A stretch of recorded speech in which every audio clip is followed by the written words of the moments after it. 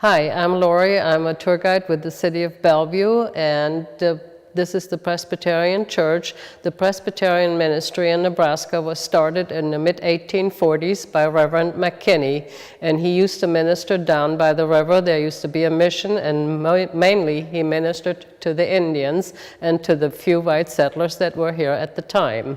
In the mid-1850s, the Indians were sent on the reservation, and white settlers had to go and find their own place to hold their services because the mission got closed. And this is how this building was started. The original building was only 20 by 40 in the back of this. And in 1869, the vestibule in the tower was added on, and in 1904 this section was added on. And the one that started and commissioned this building was Reverend Hamilton. And Reverend Hamilton hired Mr. Betts from Missouri. He used to live in St. Joe, Missouri, and he hired him to go and oversee the construction of this church.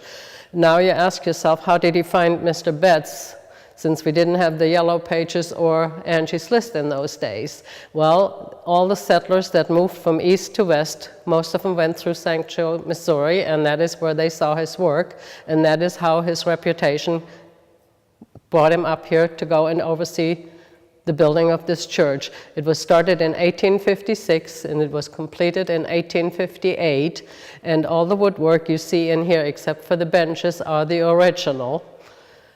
All this beautiful wainscoting, these floors, and you see how even those floors are. That was quite a feat for in those days, since they didn't have, all the laser guided saws and things that we have nowadays. And everything here is original except the benches. And the benches were brought in here from a little church that closed out in western Nebraska, and they happened to fit in here. And in 1959, the church was sold.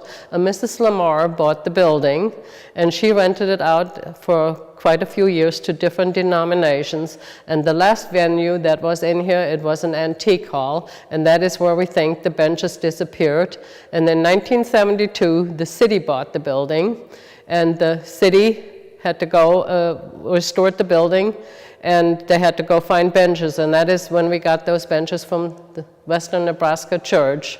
You see all of the windows in here are original, and you see the pattern over there on the side windows. They're exactly the same, but the colors aren't the same. Well, in the old days, the artist had to use plant material to go and stain the glass, and so these windows weren't all installed at the same time, and that is why they're not exactly the same color from year to year. The plants changed, and there is the color changed. These windows here were installed in 1904, and so they were by a total different artist.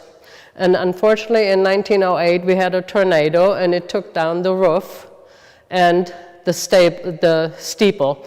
And at that time, the congregation decided to go and put a stone steeple on there because they decided the woodpeckers were eating too much away on the tower, and so they decided to go and replace it with a stone steeple.